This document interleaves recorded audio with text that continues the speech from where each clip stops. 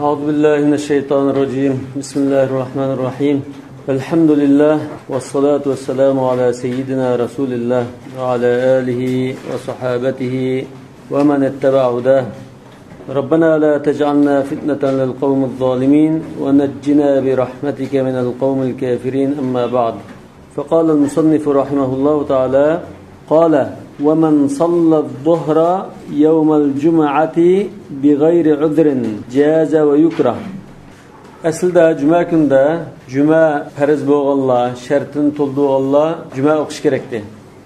Lekin uzrsiz uyda peshim o'qib qolgan taqdirda Hanafi mazhabining qarashida shu namoz shu chaqdagi farzga hisob bo'ldi. Gadindan shu farzni saqit qiladi. Lekin bu kiraha tahrimiya bir ishni qilgan bo'ldi dedi. Va yukrah degani shu. Makruh deb mutlaq kelib qolsa, Hanafi mazhab ko'pincha kiraha tahrimiya dedi. Jaza degani shu hisob bo'lib ketdi, gadindan saqit qilyapti. Yani qayta ya jumani olsun, ya peshim bo'lsin, bir narsa o'qish kerak emas. Wa qala Zufar rahimahullah la yajuz. İmam Zufar hisob bo'lmaydi, ya'ni bu namoz batil. Yani mush masalda, ya'ni juma o'qishi kerak bo'lgan, shunda turg'liq juma o'qimay, peshim o'qigan kishi haqida Hanafi mazhab ulamolari, ya'ni ashabuna hisob bo'lib ketdi dedi. İmam Zufar hisob bo'lmaydi dedi. Shunami? İmam Zufarning qarashi İmam Shafi'i, İmam Malik, İmam Ahmad va Ishaq va Davud va Thawri jumhurning qarashi. Yani bu yerda talashtash bo'lgan masala ikki o'rinda. Birisi asli farz bo'lgan namoz zali qaysi buni bekitishda. Yani bir mazhabdagi ulamolarning qarashi bo'yicha aslida farz bo'lgani peshimdir. Va aqimus salata liduluki shams. Kun qayrilishi bilan o'sha peshimni o'qi dedi. Bu har kunda bunda peshimni o'qish kerak aslida. Kelib bilan juma kun kelgan chaqda peshimning o'rnida ma jumani o'qiysa deb peshimning o'rniga dastlabganda bir ahvol bo'ldi dedi.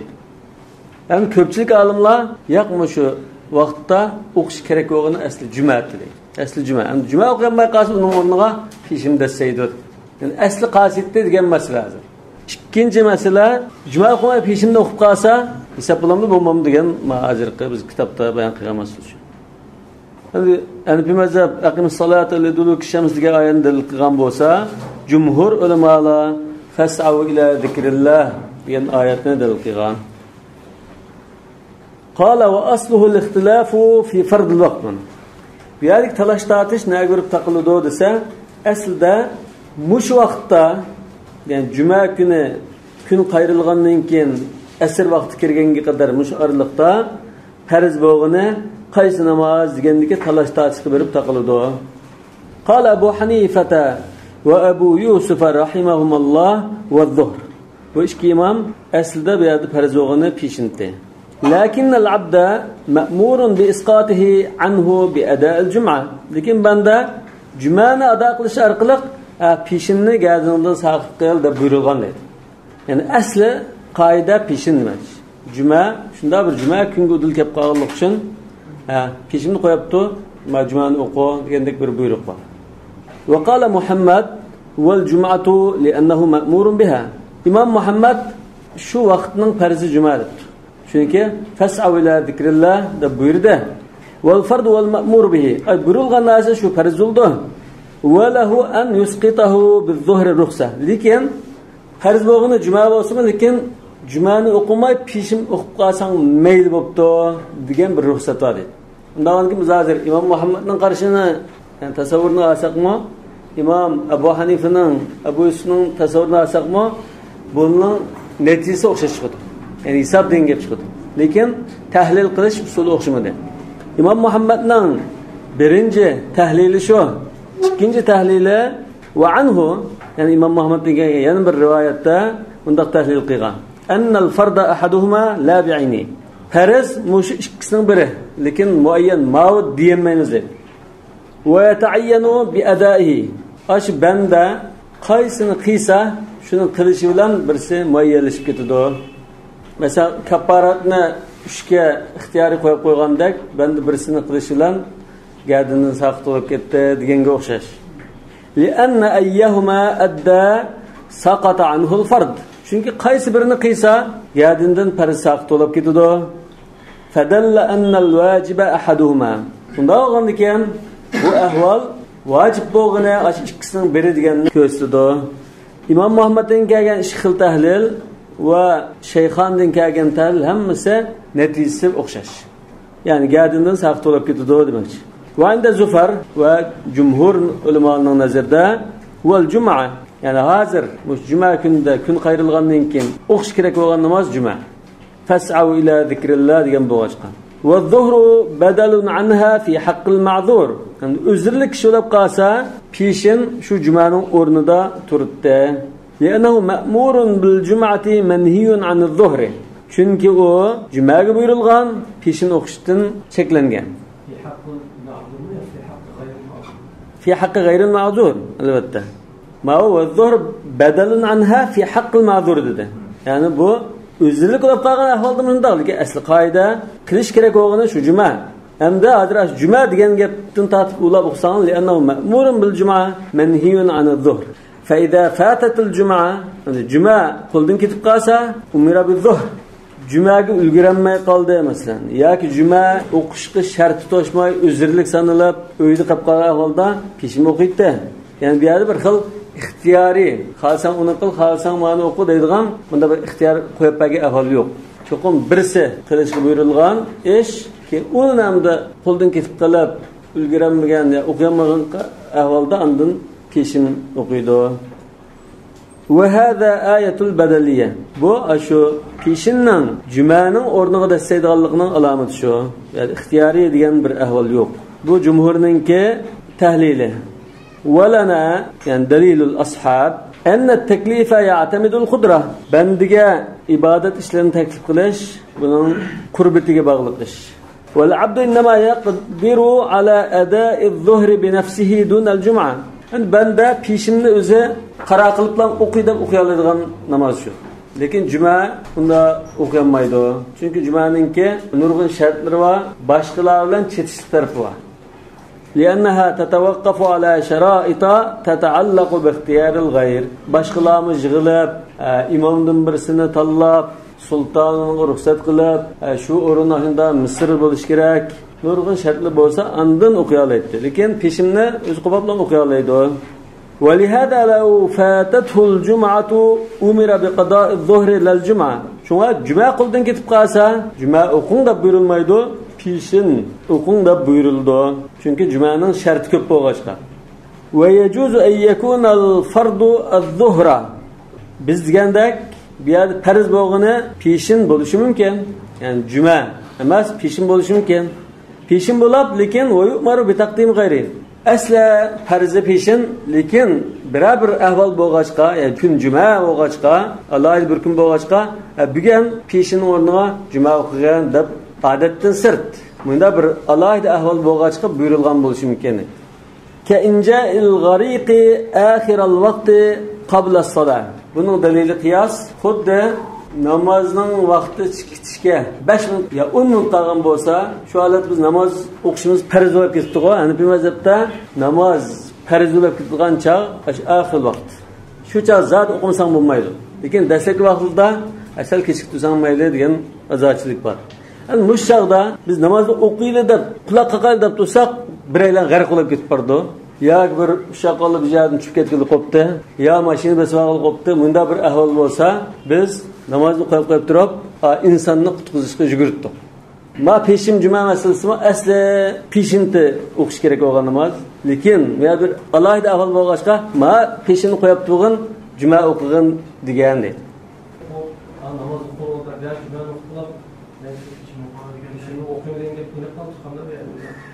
Cuma o'qib bo'lgandan keyin shu peshinni o'qimaydi. Tamam? Ha, ya'ni yadini saqt bo'lgandan keyin o'qimaydi. Cuma o'qishni bir alayda ahvol yuzlagan kishi o'xshatgan ekan. O'qish bo'yicha alayda ahvol bo'yicha jumani o'qisa, alayda ahvol bo'yicha bo'lgan ekan. Qanday bir ahvolni peshinni boshqa o'qish to'g'riga bir qiyos o'qiladi.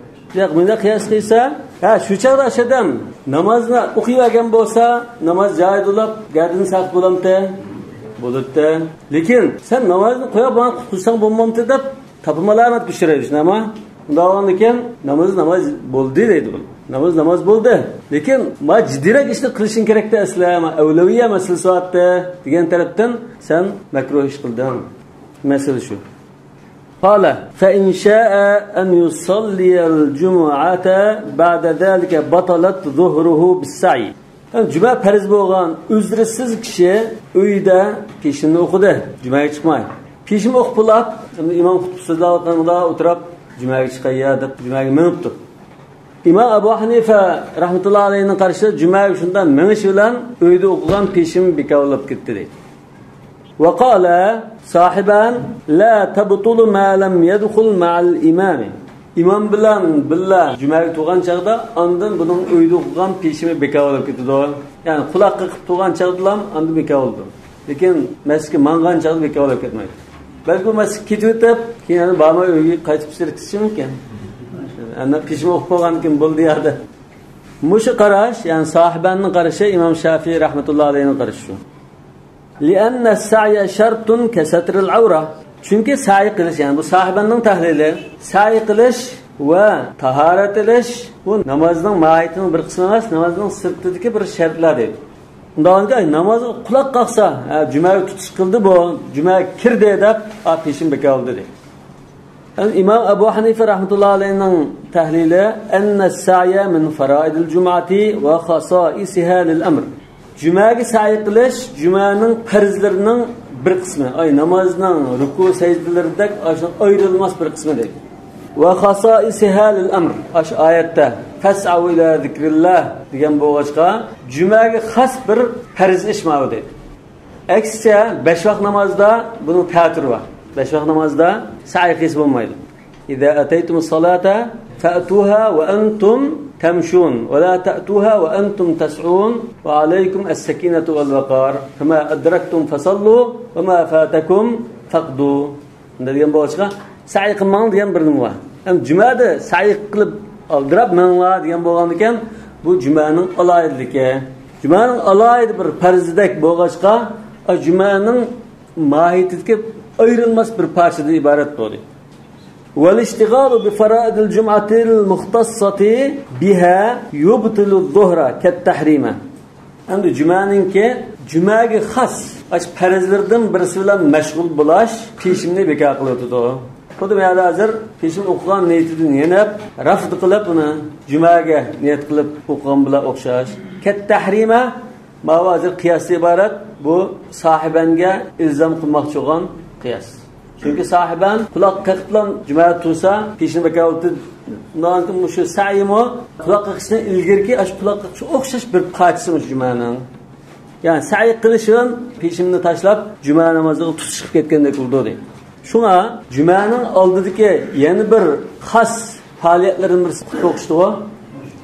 Xutba o'qishdimi namozda gap qilmay jim turish kerak bo'lgandek, xutbada gap qilmay jim turish kerak bo'lgan.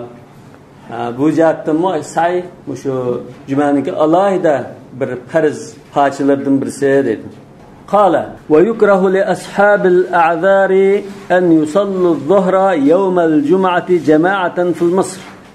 Ashabul a'zar kesal, musafir degan kishilar bular shahar ichida juma kuni peshinni jamoat bo'lib o'qishi makruh bo'ladi.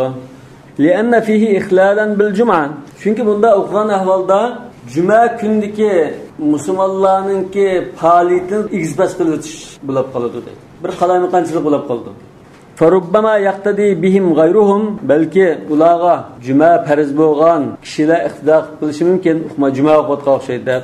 Bixilafil qura, ama shaharlashmagan cho'l jaziralarda mayli deydi. Li'annahu la jum'at alayhim. Ular bu juma bu yerda o'qish kerak emas deb qaragan bo'lg'achqa, to'plashib namoz o'qiyotgan kishilarni ko'rib qolsa, peshim o'qiyotganda deb peshimga iqtido qiladi. Juma deb o'ylab qolmaydi. وقد جرى التوارث في جميع الأمصار والأعصار بغلق المساجد وقت الجمعة. Əsrlər boyu həm yurtlarda, hər qaysı joylarda cuma vaqtida cuma o'qilmaydigan masjidlarni taqab qo'yish odati bo'lib kelgan. Masajid bu yerda cuma o'qilmaydigan masjidlar. Ama cuma o'qiydigan jami, e'tikoh degandek cho'ng masjidlar ochiq va cuma o'qiladi. Undan boshqa kichik masjidlarni taqib o'tadigan ahvol bor deydi. مع أنها لا تخلو عن أصحاب الأعذار. lekin amaliyotda shu masala va shu atrofdagi aholilar ichida uzrli kishilar cho'qim bor. Shunda turug'liq taqvatganligi jamoat to'lab peshim o'qishga bo'lmaydi juma kunda deganni ko'rsatdi. Valawlal karahatu lama ghalaqoha. Makruh bo'lmaydigan bo'lsa unda taqvatmagan bo'ladi. Bu hamda bunda bir musulmonlarningki kundalik turmush faoliyati bir egizpaslik bo'lmasin, maqsud deb o'rlashtirish bo'lishi mumkin. قال وإذا خرج الإمام يوم الجمعة استقبله الناس. İmam cuma günü xutba so'zlashga minbarga chiqqan vaqtida jamoat imomga yuzlanib o'ltirdi. Misrdagi ahvolga o'xshash emas. Misrda imomga orqani qilib jamoat qarab o'tirgan odamlar tomonidan ya o'ng tomda, ya so'l tomda, ya mehrab tomda jamoat qarab o'tirdi. Bu yaxshi odat emas. Misrlikdan yuqtirolmayman. استقبله الناس مثل جماعة المصلون في المسجد به جرى التوارث أسر سادتن تازر قلشة مشندا بلوكيا إيش واستمعوا وأنصتوا قلاق سلب أنلاب جم ألتردو لقوله تعالى فاستمعوا له وأنصتوا الله شندا بيرغم بوغشقا قالوا نزلت في الخطبة مفسر لا مش آيات xutbada nazil bo'lgan deganlarmi bor. Bu tafsirning birisi. Ba'zi tafsirlarda namozda imom Qur'on o'qiyotsa, jim turib quloq solib anglang degan bo'ldi. Ya'ni ba'zi asbabun nuzulda namozda turib gap qilgan ahvol bor. Asli namozda turib gap qilish bor-ku. Keyin musulmonlar Habashistonga hijrat qilib qaytib kelgan chaqda gap qilmaydigan bo'lgan. Burun masalan namoz o'qigan assalomu alaykum, va alaykum assalom deb qo'yib turaverdi. Keliblar menga shirkat to'qildinglar desa, men shirkat to'qildik deydigan. Bunga aql bor. Sonra keyin ondan inna hadhihi salat la tasluhu fiha shay'un min kalamin nas. Innama huwa at-tasbihu wat-takbiru wa qira'atul Qur'an degandek cheklamalar bilan cheklatgan. Qanday bo'lsa fastami'u lahu ansitu degan mush oyat va idza quri'al Qur'anu fastami'u lahu wa ansitu la'allakum turhamun. Mush oyat xutba o'qilayotgan chaqda quloq solib jim turib anglang degan ma'noda. Ba'zi tafsirda namoz o'qilayotganda imomning qiroatini jim turib anglang degan bo'lib, o'zaldan Qur'on o'qimaydi. Uningdan boshqa bunda tafsirlar bor. Lekin endi umum ulamolar namozning sirtida Qur'on o'qilgan taqdirda anglash mustahab deb qaragan. Ko'pchilik ulamolar. Garchi namozning sirtida vojib deydigan bo'lsa-mu, lekin ko'pchilik ulamolar namozning sirtida bir yerda Qur'on anglasak, anglash mustahab. Lekin anlamaymiz o'zimizdan shu bilan jiddiy mamlakatga qolsak, mashg'ul bo'lib qolsak, gunoh yo'q. Ya'ni vojib emas. Ya'ni namozdan shida bo'lib qolsa vojib. Ya'ni xutbaning shidami xutbani tinshash vojib degan mazmun chiqadi. Qala va man kana ba'idan la yasma'u an imomdan jiroq o'tgan kishi, masjidning sirtida o'tgan yoki jiroq bo'lib, mikrofoni yo'q, xutbani anglamaydigan kishi bo'lib qolsa, bu kishi gap qilmay jim o'tiramdi, yoki Qur'on o'qib o'tiramdi, yoki kitob materiallari bo'lsa ko'rgach o'tiramdi. Mushunda ulamolar ixtiloflashgan. Qila yaqra'u fi nafsihi bir qarashda ishida Qur'on o'qib o'tirdi. Wal asahhu annahu yaskutu lil amr. Ham to'g'ri qarashda, Hanafiy mazhabidagi to'g'ri qarashda xutbani anglayolmay o'tirgan kishi ash buyruqqa asosan fastami'u lahu va ansitu degan buyruqqa asosan jim o'tirdi. Qur'on o'qimaydi, kitob o'qimaydi, jim o'tirdi. Ya'ni bu masala, ya'ni xutbani anglayolmaydigan kishi nima ish qilib o'tirdi degan masala. Anglashni biz maqsadli bo'lsin, maqsadsiz bo'lsin, anglasalam bu fiziologiyalik ishandi. Quloq shu anglasalam sami'a deymiz. Ya'ni anglayya deb sal bir kuchab diqqat qilib quloq solsak istima' bo'ldi. İftial vazni yani takalluf bunu bildirgan. Anglashga bir xil tirishish vardı. İnsat degan jim o'tirish. Bu odamda quloq solish bilan billa yani boshqa ish harakatni qilmay, bir narsalar gaplashmay, gilamni tatilab o'tmay, ashunda jim o'tirishni insat deymiz. İmam Navoiy al-istima'u huwa shaghlul qalbi bil istima'i wal isgha'i lil mutakallim wal insatu huwa as-sukut degan. Yani ulamolar hammasi jim o'tirib xutbaga quloq solish talab qilingan ish deydi. Targ'ib qilingan ish bo'lsa, targ'ib qilingan ish, talab qilingan ish. Endi Hanefi mazhabda gap qilmay jim o'tirish vojib.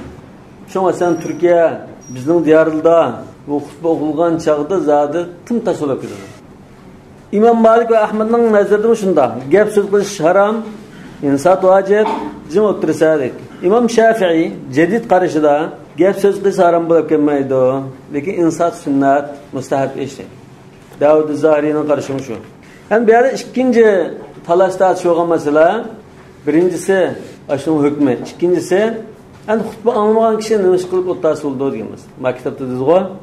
Bazı tabi'inlerden, mesela Said ibn Cübeyr, Nakha'i ve Şa'bi, buladın rivayet kılınışça, bula Haccac ibn Yusuf el-Thaqafi hutbu sözgen çağda paranlaşıp oturarken. Belki hem de bu zalim boğazka. Bunda kıygamdı. Yani Hanefi mezhep imamları İmam hutbu sözgen vaxtida cemaat ay namazda nimeden çeklense hutba anlatmış ondan çekleniş lazım. Gap söz kılmaydı, başka iş hareket kılmaydı, başka salam kıysa kaytumaydı, şükürüp kalsa rahmetullah demeydi, bütün turdu deydi. Çünkü Allah Teala fastami'u lehu ve ansitu diyen, yani hadiste idâ kulta li sahibike ansit vel imam yahtub faqad lagavte. Şunama? Şuna salamını ilgileşme, teşmit-i atısma mekruh da bırak. Yani İmam Ebu Hanife rahmetullahi aleyh yani salam kaytırış, Kur'an-ı Kerim'de buyurulğa işte, lekin egzaki kaytırmışsın kümülde, dili de aleykümselam digenini bir dili de oylap, şimdi dili de kaytırısın buldu digen. İmam Ebu Yusuf rahmetullahi aleyh salam kaytırısı buldu. Yani hutba anlağı ötep, mescid kirgençe selamun aleyküm deyip kirse, aleykümselam deyip koyup hutba anlağı tutası buldu. Teşmit-i atыс kısım buldu digen. Bu anda İmam Ebu Hanife ve Ebu Yusuf bu mutaqaddimlarning qarshi. Yani Hanefi mazhabidagi ama mutaakhirlarning zamoni kelgan chaqda, mesela 220, 230, 250-yillarda aşqandan keyin anlayanmay o'tag'an kishi haqida mutaakhirunlar ixtiloflashgan. Faqala Muhammad ibn Salama al-Muxtar as-Sukut. Bunda bir qancha qarash bor ustozlarimizdan. Lekin biz şu jim o'tirishni tanlaymiz. Yani xutba anlamagan, sirt o'tag'an kishi jim o'tirdi. Qur'onni o'qib, ya kitob ko'rib, boshqa mashg'ul bo'lmaydi. Chunki fastami'u lahu ansitu degan bo'lg'ach. Wa qala Nasr ibn Yahya yusabbihu wa yaqra'ul Qur'an.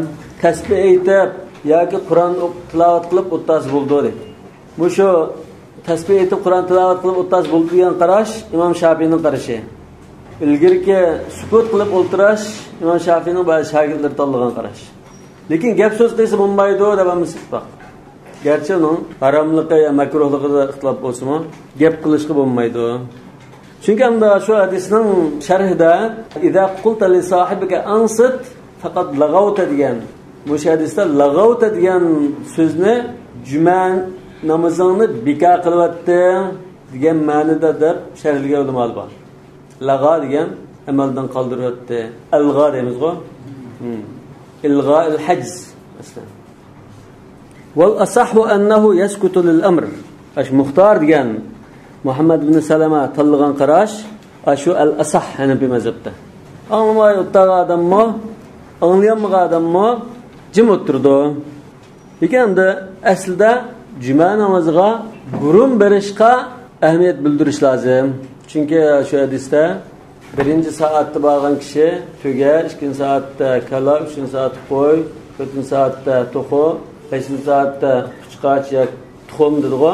Bundan keyin İmam xutbaga shunday chiqqandikilar yozgan farishtalarmi xutba anglashga o'tirdi.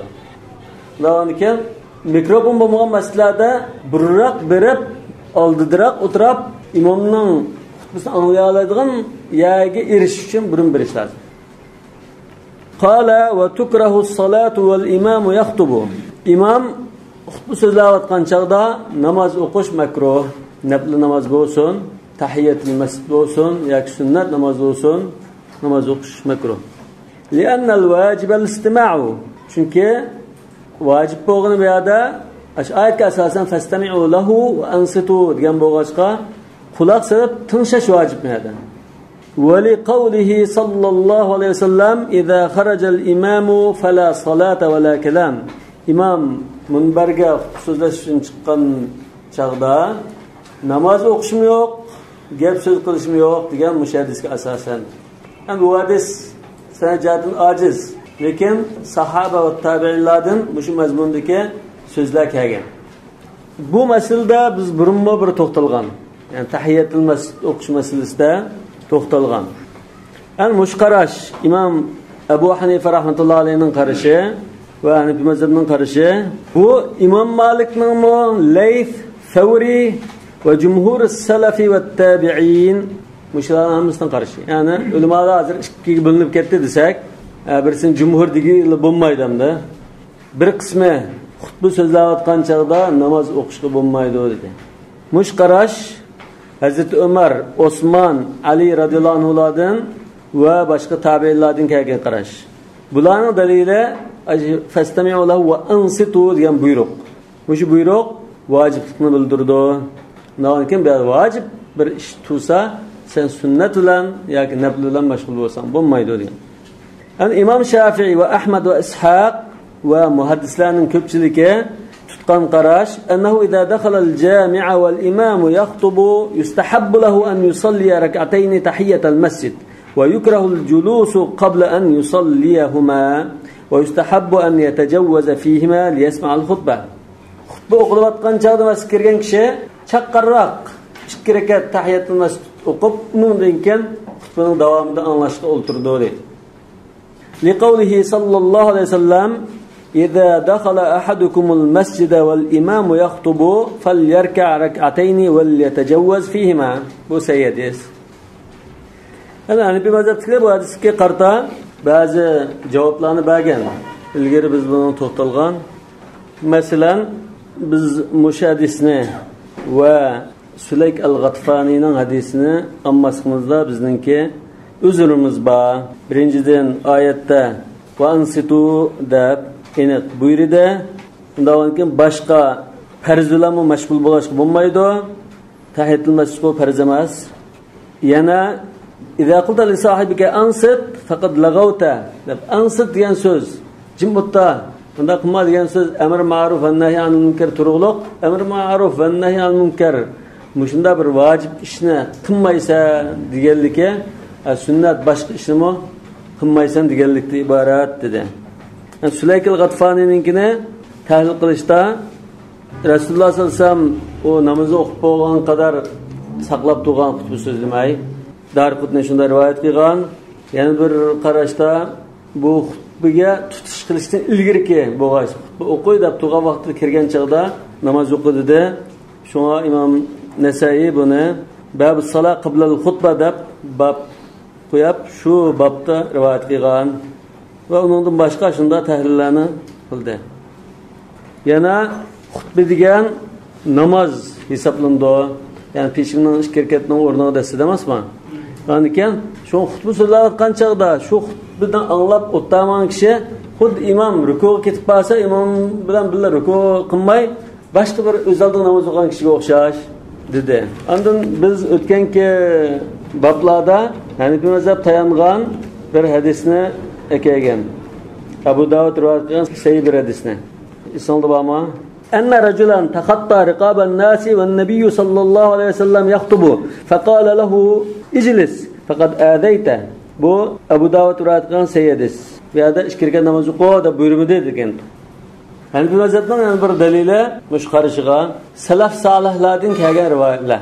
Yani salaf solihlarning ish izlari.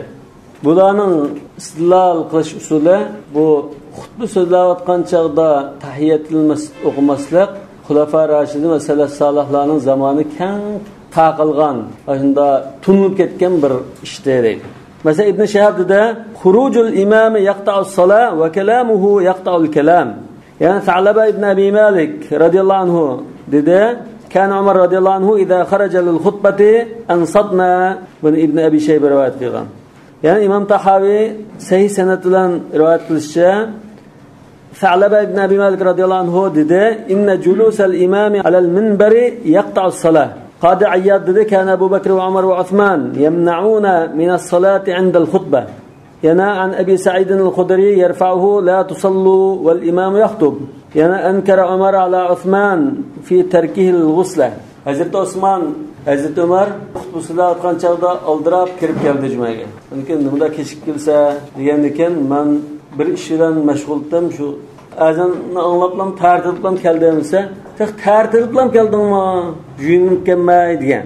Shu vaqalikda Hazreti Ömer Osmanni ishkirkat o'qi deb buyurmagan deydi. Yana tabi'inlardan Abu Qilaba jaa yawmal jum'ati wal imam yaxtub fajalasa wa lam yusalli. Bu sayısını bilen kelgan müştabi'indir. Yani Uqba ibn Amr radıyallahu anhu dedi: "Es-salatu vel imamu alel minberi ma'siyetun." İmam Tahavi rivayet qilgan. Yani İmam Şa'bi İbn Ömer radıyallahu anhu'dan rivayet qildi ki, "Enne Nebi sallallahu aleyhi ve sellem qala: "İza sa'adal imamul minbera fala salata ve la kelama hatta yafrugu." Yani Hişam ibn Amr rivayet qildi: "Ra'aytu Abdullah ibn Safvan ibn Umayya." Bu musahaba sahabiyan deyli. Abdullah ibn Safvan ibn Umayya radıyallahu anhuma dakhalal mescide yevmel cum'ati ve Abdullah ibn Zübeyir radıyallahu anhuma yaktubu alel minberi ve aleyhi izarun ve ridaun ve na'lani ve mu'tammun bi'imamatin fastalama rukna thumma qala esselamu aleyke ya emiral mu'minin ve rahmetullahi ve berekatuhu thumma celese ve lem merka'. Adamın sahabının şeyinde. Yani an Ata qala kan ibn Umar ve ibn Abbas radıyallahu anhum yekrahuna el-kelama ve's-salata iza kharaja al-imam yawm al-cum'a. Tahawi rivayet qilgan. Ve an Şabi ve Zuhri ve Alqama ve Abu Qilaba ve Mujahid. Yani müştabi'inlardan kelgan rivoyatda ennahum lam yusallu vaqtal xutbah. Yani bir mazhab ashu jumhur yoki İmam Şafi ve İmam Ahmad rivayet qilgan hadisni rad qilishda aşı ayetke ve başka seyyidislerge şundakla salaf salihlarının köpçülükünün iş izleriga ve sözlerine tayangan. Şıkıl qaraş yoldandı. Biz xalsak o qaraşını tutumuz, xalsak bu qaraşını tutumuz. Köpünce şu İmam Süleyman'ın kirib qaldığı hal bağı. Lekin şu xutbinin ki aslida ahamiyati bek zo'r. Yani Müslümanların ki gündelik turmuşida İslam ko'rsatmasini yetkizib, yeteklab Müslümanlarga heptilik rehberlik qilgan bir ish bo'lgan ekan, aslida kishilar kirib tintas anlashi lozim va shuni amal qilishi lozim. Hozir ahvol nima bo'lib qoldi? Bu juma o'qigan kishi 1 soatga 40 minut, 30 minut so'zlaydi. U gap shaxlab, xutba anglab juma o'qib chiqqan chaqda bugun immoqni manda dedi, voy buni diqqat qilsa qildi ekan degan bir narsa yo'q xalqning qalbida. O nima mazmunda so'zda uni unutib qolgan, yerini mugdab o'tkazib o'tgan bunda bir ahvol. Aslida juma xutbasi zodi quloqni dim tutib anglab, bu manda bir ish yoki buni diqqat qilinglar, buniki ma ishni qilmaylar deb yangi bir narsa o'rganib hayotda tatbiqlaydilar. Ba'zi kishilar va namozga kechki chiqib, ondan jim o'tirib xutba tinglayotgan odamni eshitib, beshidan atlab aldık gelip tosab turib, imam tosab turib, namoz turib. Biz hammadan tintas o'tiraqliq, bu alsabga bir arliq keliblam, Alloh bir namoz turib. Bu oxirida o'tag'anning diqqatini chachida buning ahvoli. Ham buni bir asl intizom bo'lish lozim. Sen kechib kelgan bo'lsang, sirtib jad o'tirgan o'tda. Agar olsat o'qiyman desang, burroq kelgan masjidga. Agar xutbani hadisda endi qisqa o'qish ta'kidlangan bo'lg'achqa, qisqaroq o'qib qolgan taqdirda mush ahvolli bo'lmaydi. Hozir uzun o'qiydigan deb, aldirma 15 minut xutbaning vaqtini o'tkazib chiqsam, aldirma ulgurma deb misrliqlama, aldirma chiqdi. Lekin xutbani 10 minut o'qib, qachon juma o'qison, ikkinchi qatimda, masalan Turkiyadagidek, bizning yurtdagidek xutba o'qishdan burun sunnat o'qiydigan, nafl o'qiydigan chaqlarda o'tirib qoldi. قال ولو شرع في النفل قبل خروجه سلم على ركعتين. Bu mu xutbaning muhimligi, xutba o'qilgan chaqda zodi ashuni anglashga kirishni ko'rsatgan bir hukm.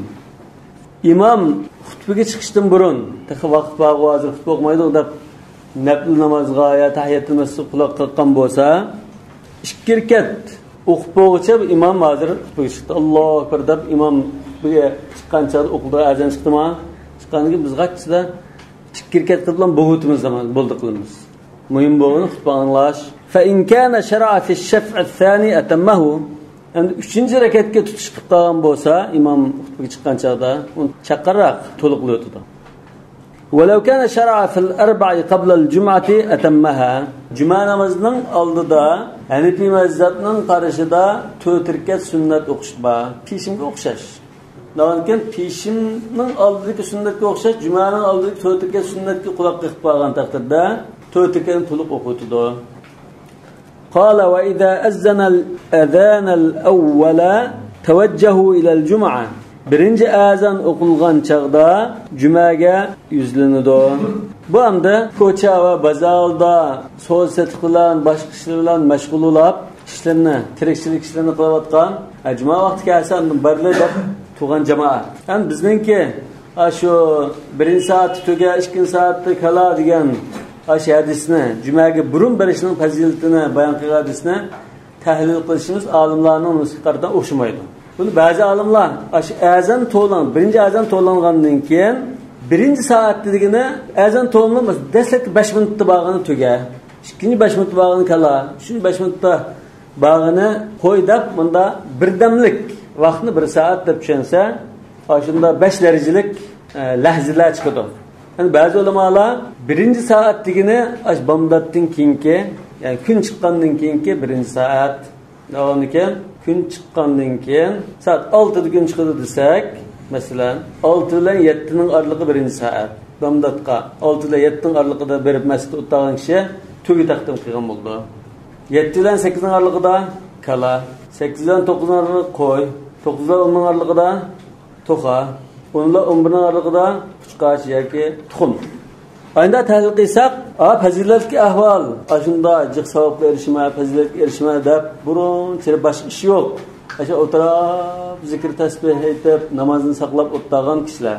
Buning ustiga juma kunda fiha saati ijaba. Bu alohida bir vaqt. Ba'zi ulamolar shu juma kuni bomdatdan keyin deyish mumkin, boshqa deyish mumkin. Lekin buning rajih qarash kun petishdan ilgarigi shu 1 soat. Ya'ni shamdan ilgarigi 1 soat vaqt. Şam'dan ilgirki 1 saat vaqtda birasimiz Cuma kuni maxsus masjid kirib, ya uyda bo'lsin mayli, lekin masjid kirib masalan, masjidda o'tirib, zikr tasbih aytib, duo qilib o'tirib vaqtmi? Lekin bu saat ijobat. Yani duo ijobat bo'lgan chaq bu. Buni davomli qilmasaqmi, ba'zida fursat chiqsa qo'ldan bermaslik lozim.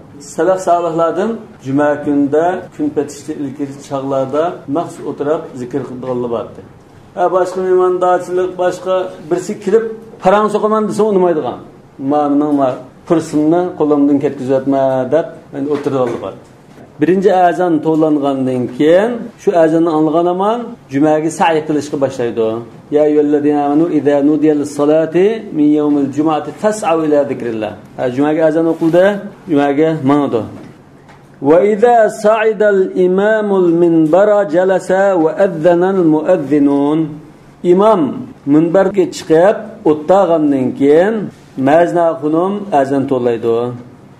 Albatta har bir masjid bir maznaqunum azan to'lishi mumkin. Muadzinun degan maznaqunumlar azan to'lishi bo'ldi demak. Bayna yadayhi imamning oldida, ya'ni minberning oldida deydi. Diqqat qilaman. Mehrab tuturib emas yoki munoga chiqib emas, yo o'ziga chiqib emas. Nima uchun? Nima uchun shu imomning oldida turib azon to'laydi? Bu anda shu sahabe kiramlarning zamonidan bunda qilinkaga ishlaymiz. Ham masjidning sirtidan qo'y ishida o'qidishnaman. Ishida o'qishi masjidga kelib bo'lganlarni xutba boshlandi deb tayyorlik ko'rang deyishdan iborat. Namoz o'tirmang, diqqat qilib o'tiramda, xutbaga chiqmoqchi deyishdan iborat. Sirtikilni namozga chaqirish emas bu. Çünkü birinci azanda namazı çağırıp oldu. Hem ne için şu mihrabның oldida yer o'zi chiqib to'lmaydi desek, şu çağdaki Xulafai Raşidinning zamonlarida aş imomning oldida to'lib ekan. Biz shuni aytishimiz. Şu beyneday degan gap shu. Wa azzana al-mu'adhdhinuna bayna yadayhi al-adhan ath-thani. İkinci azanni to'laydi. Ve huvallazi kana ala ahdi Rasulillah sallallahu aleyhi ve sellem ve Abi Bekr ve Umar radıyallahu taala anhuma. Muş ikinci azan Resulullah sallallahu aleyhi ve sellem'nin zamanında to'lingan azan şu. Peki Resulullah sallallahu aleyhi ve sellem'nin zamanında muş azanni imamning bayna yadayhi to'lamdi yoki o'zi chiqib to'lamdi? O'zi chiqib to'laydi. Odatda Bilal radıyallahu anhu o'zi chiqib to'laydi-ku. Lekin shu chaqdanda masjidning atrofi shunday Allohu akbar deb azonning oyog'i chiqib bo'lguncha hammadan masjidga yig'ilib bo'ldigan. Shu masjidning atrofida bir kichik bir mahalli bordim.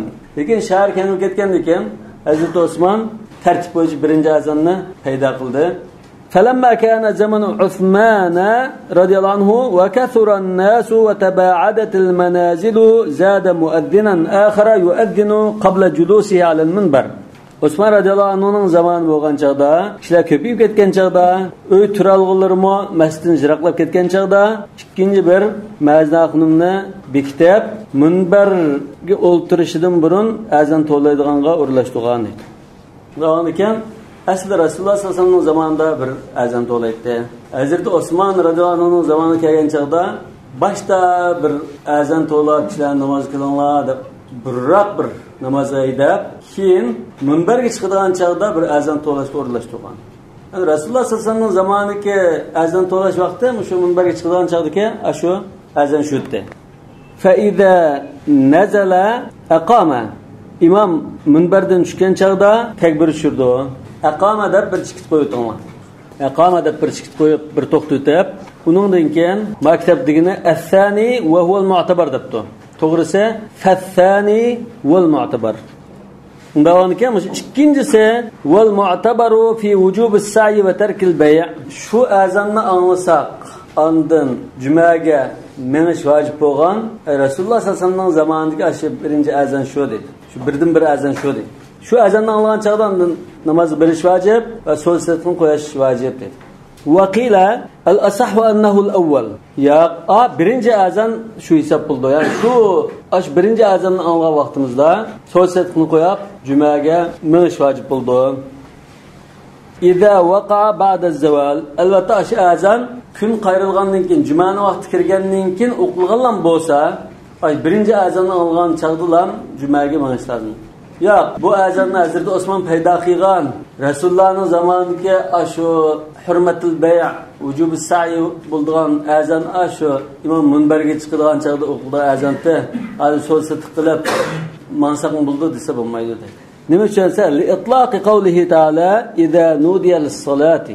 Namozga chaqirdi-mi, chaqirdi.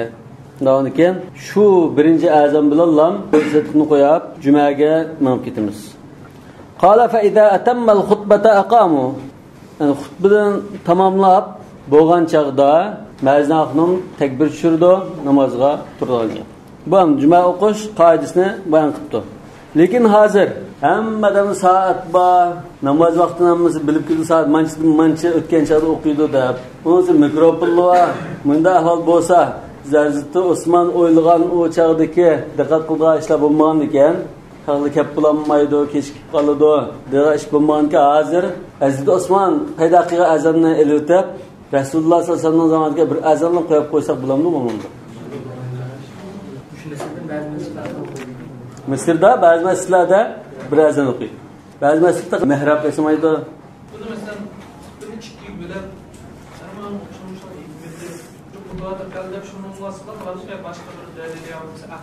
Yo'q, bu hamda shu Rasululloh sollallohu alayhi vasallam va xulafo rashidinninki qilgan ish izlariga ergishishdan iborat. Balki hamda arliqda o'tirib o'tish, imom bir dimini o'ylab, ba'zi bir zo'ril gapni unutib qolmasdan bir o'tirib, bir o'yinlab, uningdagi ikkinchi qatimda mag'ibni ta'kidlasam bo'lmaydi deb qo'yib deyish uchun bo'lishi mumkin. Yo ushlabga o'tirib suv ichish, dimini o'ylashdan iborat. Ammo Rasululloh sollallohu alayhi vasallam anda xutbalikda o'tiribdi degan muttafaqun alayhi va imom Muslimning Sayyid kelgan Jabir ibn Samara radhiyallohu anhuning hadislari bo'lgan ekan, biz shu Rasululloh agishiyatdan endi o'tirib o'tishni sunnat deb qaradik.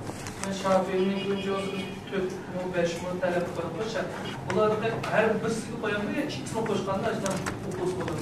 Bular xutbaning mazmuni shu 4 narsadan xoli bo'lmaslik lozim deydi. Bazı ulamalar 5-ci şartni qatib, 2-ci xutbada ad-du'a lil mu'minin deb bir parçani qatqan. Hamda 5-ci bir tavsiqni yozilgan. Juma namozida hayit namozi bir-biriga chetishlik nama. Bu bir haftalik avjillik desak, ba'zida hayit kuni juma kunga udul kelib qoladi. Udul kelib qolsa hukmining bo'ldi. Juma o'qimamdi, ya hayit namozi o'qimamdi. Mushun bahs. Ya'ni buning unda temasini ilsak, law sadafal eidu yawmal jum'a famal hukm. Yine cuma günü yetib qoldi. Ha, shu juma kuni aytdim birinchi kuni bo'lib qoldi. Ha, hukmining bo'ldi. Burun bunda gap bo'ladim. Juma kunida aytilib qolsa, podsho olmuş ketdi deydi. Anladingmi? Ayında gap bo'lardi. Shunga hukumatmi juma kunida aytib qolsa, qasdan o'zgartiramiz ekan. Mujahidlikdek bo'la qolmasa onda.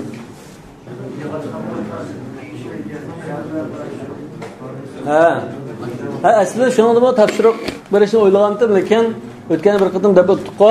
Rasululloh sollallohu alayhi vasallam Abu Dawud rivoyat qilgan va sunan kitoblarida rivoyat qilgan hadislarda kana yaxtubu mu'tamidan ala qawsin aw asa deb kelgan. Ya'ni shu so'zgan chaqda bir narsaga tayinib turib, hozirda minbarninki bunda tutqishi bor. Bunda qo'lni qo'ydigan yeri bor. Shunga qo'lni qo'yib turib so'zlaydi. Ba'zi ulamolar buningdan hikmat qutbsilayotgan odam qo'li bu yerda o'ynayjusi bo'lmaydi. Jim turib so'zish uchun. Yoki hamda so'zlashni egizrak yardım qilgan ya tushib ketgan ya tamponligini o'qitib qo'ygan shu bo'lgandan bir tayinib turish uchun degan bo'lishi mumkin. Lekin hamda shu Rasululloh sollallohu alayhi vasallamninki ashunda bir narsaga tayinib o'qigan ahvollar bo'lg'achqa ba'zi ulamolar shunda asa yoki hamda yoki qurol binasini bo'lmagan ekan shu kaltaktimni turishi Rasulullohga shu masalada agishimiz deganlikdan kelib chiqqan bo'lishi mumkin. Jutdimi shunda obdan qishigan chiroyli sirlangan tayoqlar shuni tutib. Balki unda jihad maydonlarida shamsharni yoki tiklab qo'yib turib masalan, yoki Lashinkov yoki masalan miltiq bundan aslini tutib turib o'qishi mumkin. Rasulullohdan qolgan bir xil hay'atdan iborat.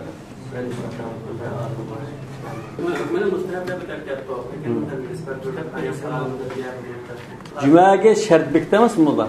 Manda shart. Hamma mazhabda shartli bor. Lekin ba'zida 3 shart, ba'zi 4 shart, ba'zi 6 shart. Hamma mazhabda 6 shart bo'lishi mumkin.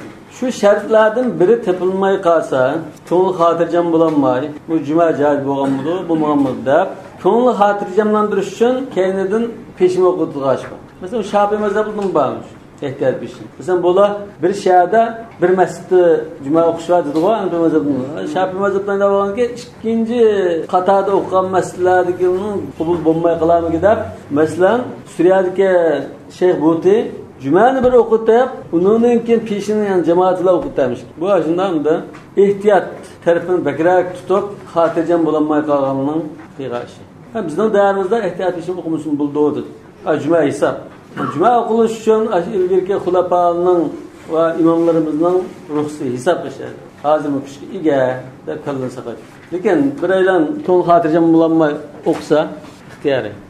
Vallohu a'lamu bis-savab. Subhanakallahumma bihamdik ashhadu an la ilaha illa ant astaghfiruka va atubu ilayk.